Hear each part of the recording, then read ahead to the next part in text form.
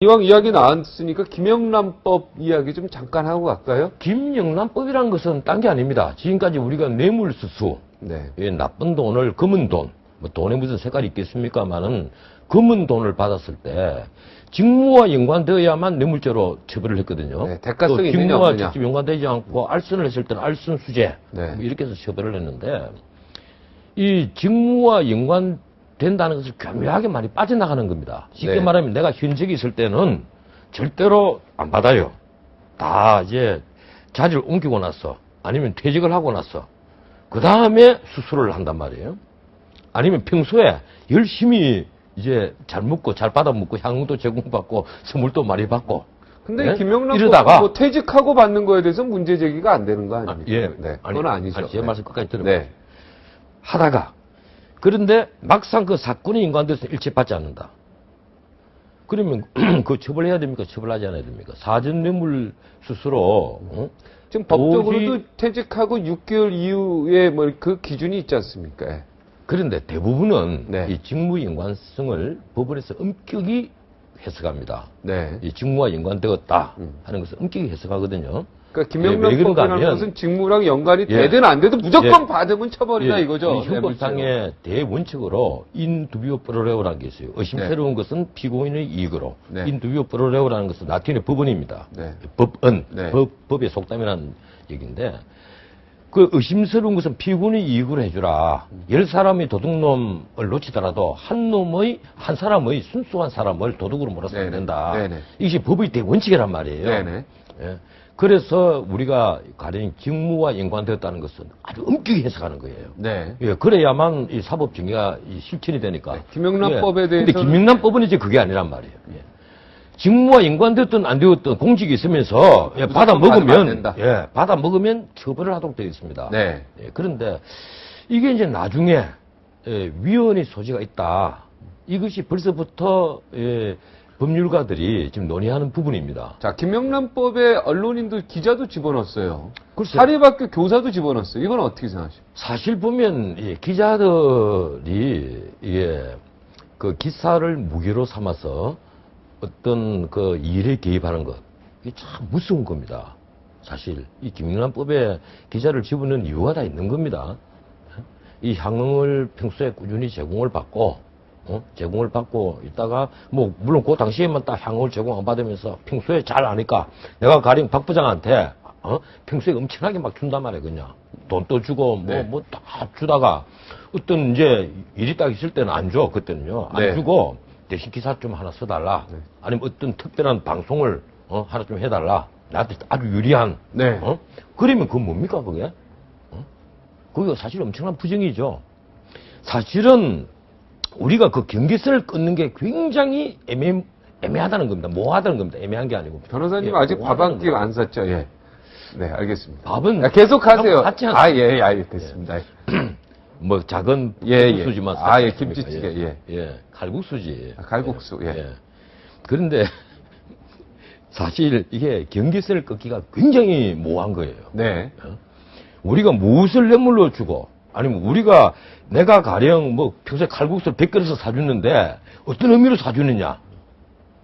그거 누가 재단을 하겠습니까? 그래서 김영란법에서 일괄적으로 딱 선을 그어갖고 어떻게든 공직에 있는 놈이 받아 먹으면 앞으로 다 향응받았고 한 거. 그래서 공직자들은 뭐 여러 가지 연금 혜택도 있고 그러면, 여러 가지 예. 받고 있는데 그럼 이 전혀 사립초등학교 선생이나 무슨 언론인까지 뭐 전혀 관계없는 이 사람들까지 다 거기에 근데 법에 이 넣는 건 좀 말이 안 되죠. 김영란법이 네. 이제 그대로 만약에 국회를 통과한다면 네, 국가 앞으로 혜택 공직자는 받는데, 예. 정말 고등학교, 중고등학교 뭐 동창들이나 만나서 소주 한잔 마실까? 그 위에는 어떤 사람을 만났어도 안 됩니다. 얻어먹어서는 안 되죠. 네. 일단 만나서는 안 되죠. 이미 고급 예? 술집가도 안 되고요, 예. 무조건. 아주 피곤해지는 거죠. 고급 술집가도 금품으로 보는 거죠. 금품으로 보는 게 고급 술집에 늘 다니고 하면 일종의 그 공무원으로서의 청렴 의무라고 할까 뭐라고 아니, 또 합니까? 여기에 해당하는 금품에도 해당이 되는 거 아닙니까? 해당되죠. 아니, 향응 제공받는 네, 거. 무조건 안 그걸, 되죠. 그걸 검찰은 나누기까지 하지 자, 이제 않습니까? 기자도 거기에 예. 포함이 된단 말이에요. 아니, 만약에 네 사람이 가서 200만 원치 술을 먹었다면 네. 50만 원치 향응을 받은 걸로 제공받은 금품을 걸로 받은 보겠단 걸로 말이에요. 본 거죠. 예. 네. 그거 우리 판례거든요. 네. 그렇기 때문에 이 김윤환법을 통과를 하면 공직사회는 대단히 깨끗해지겠지만 또 한편 네. 아주 억울한 사람을 양산을 해낼 것이고 또 하나 우리 사회가 그만큼 몸이 건조해질 것이고 네. 이 사회가 어느 정도 돌아가려면 사실은 윤기들이 있어야 되는데 윤기가 왜 있습니까? 기름이 중간에 있어야만 매끌매끌하게 잘 아니, 돌아가거든요. 근데 언론인은 정부로부터 혜택 받은 게 없는데 여기에 그냥 같이 공무원들하고 같이 워낙- 똑같이 대우받는 거죠. 워낙 억울한 부분이. 워낙 사이비 언론인들이 많으니까 그런 겁니다. 네. 예. 근데 어떤 이상한 언론 회사 하나 만들어 놓고 그 기자들을 양산을 해 놓고 그 기자들이 월급을 제대로 못 주면서 니 어디 가서 삥 뜯어가지고 그거 먹고 살아라. 아니면 그 광고를 받아오면 봉급 줄게. 이런 사이비 언론이 너무 많단 말이에요. 네. 이런 걸 해결하기 위해서는 사실 기자도 집어넣긴 집어넣어야죠. 네. 예. 그리고 우리 사회가 좀 더 깨끗이 나가게 하기 위해서는 이 김윤환법이 필요하긴 필요합니다. 그런데 또 한편 이게 이제 위헌 논란이 앞으로 어떤 부분에서 위헌 논란이 예, 왜 그런가 하면 생각을 해보세요. 본인이 그 향응을 제공받지 않은 것이 명백한데 의제를 한단 말이에요, 이게. 저쪽에서 줬다. 아니, 향응을 가령 내가 평소에 내가 네. 무슨 어떤 공직자인데 네. 평소에 나한테 꾸준히 와서 우리가 교류하면서 내가 뭐 살 때도 있지만 네. 예, 내가 부자니까 네. 나는 가난한 공직자고 많이 얻어먹었다. 저 부자니까, 예? 예. 그런데 한 4, 5개월 지났는데 네. 어느 날 어떤 일을 갖고 왔다. 네. 근데 나는 뭐 얻어먹은 것과 상관없이 아주 엄격히 이 규칙대로 규정대로 딱 처리를 해주는데 그걸 이 평소에 얻어먹었기 때문에 네 향응 받은 것 아니냐 뇌물 받은 것으로 의제를 한단 말이에요. 이러면 자기가 과연 소급한다 행한 이런 뜻이죠. 행위에 대해서 제대로 처벌을 받은 것이냐 이런 문제가 있는 거예요. 예?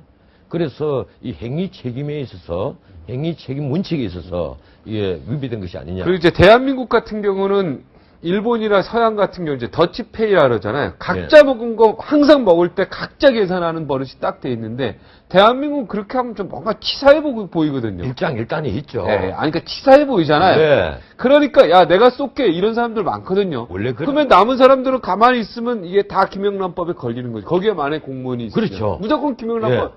이제 대한민국 철저히 더치페이 사회로 가야 됩니다. 근데 세 명이 먹으면 이렇게 되면은 사실은 제일 돈 많은 놈이 계산하는 것이 그게 이제 미덕인데. 미풍양속 아닙니까? 미풍양속인데 예? 이제 미풍양속은 절대 안 예. 됩니다.